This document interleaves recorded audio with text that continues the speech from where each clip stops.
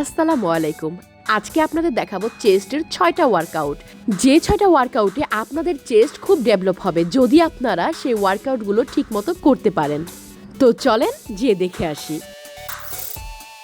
First exercise আমরা করব flat dumbbell bench press, যেটা আপনি 12.5 কি 15 কেজি ডাম্বেল দিয়ে 10 থেকে 15টা রেপ মারতে হবে, যেমনটা এখানে দেখা যাচ্ছে।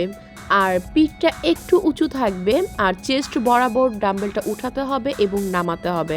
এখানে যদি আপনি মনে করেন যে আপনাকে হেল্প করার কেউ নেই আর আপনি 12 থেকে 15 কেজি ওয়েটে পারছেন না, তাহলে নিজের মতো করে ওয়েট নেবেন, যতটুকু আপনি এফোর্ট দিতে পারবেন।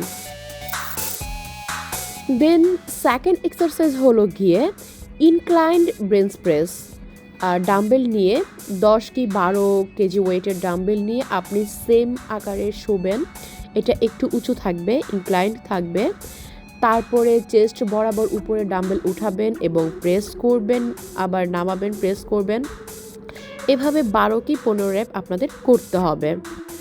অবশ্যই এই ডাম্বেলগুলো প্রেস আপ করার সময় নাক দিয়ে নিঃশ্বাস নেবেন, মুখ দিয়ে নিঃশ্বাস ছাড়বেন। রিদ আউট, রিদ ইন, এটা কিন্তু খুবই ইম্পর্টেন্ট আমাদের বডির জন্য। তো আমাদের থার্ড এক্সারসাইজ হলো গিয়ে ডিক্লাইন্ড বেঞ্চ প্রেস। ডাম্বেল নিয়ে খুবই সতর্কতার সাথে এভাবে শুতে হবে। অবশ্যই আপনি দেখবেন যে আপনার পাটা ঠিকমতো আপনার লক হয়েছে কিনা। তারপরে আবার সেমভাবে ডাম্বেল উঠাবেন, নামাবেন, প্রেস করবেন এবং নাক দিয়ে নিঃশ্বাস নেবেন, মুখ দিয়ে নিঃশ্বাস ছাড়বেন। তাতে করে আপনাদের বডিতে কোনো রকম প্রেশার পড়বে না এবং খুব ভালো আপনার গ্রো করবে। আমি যেগুলো দেখাচ্ছি আপনারা চাইলে 2 থেকে 3 সেট ডাম্বেল কিনে বাসায়ও এই ওয়ার্কআউটগুলো করতে পারেন, যেটাতে আপনাদের চেস্ট খুবই ভালো ডেভেলপ হবে।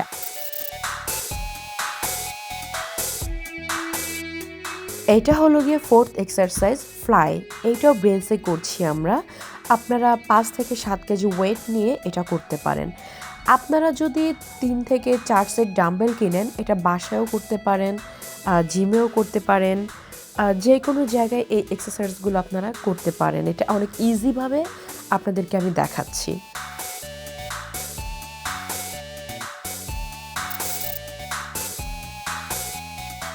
এটা হলো আপনার fifth exercise standing cable fly, যেটা আপনি 3 কিংবা 4 দিয়ে 2 হাত সমানভাবে করে একদম সামনে চেস্ট বরাবর এনে প্রেস করবেন। এটা আপনার 12 থেকে 15 র্যাপ করতে হবে এবং আপনার দেখতে হবে যে অবশ্যই পিঠ নাড়াচাড়া হচ্ছে কিনা এবং সামনে চেস্ট বরাবর আপনার হাত দুটো লাগছে কিনা। যখন আপনি কেবলটা রাখবেন খুবই সতর্কতার সাথে কেবলটা রাখতে হবে। তারপর আমরা চলে যাচ্ছি আমাদের লাস্ট 6th এক্সারসাইজে, যেটা হলো গিয়ে পুল ওভার বলি আমরা ব্রেঞ্চে।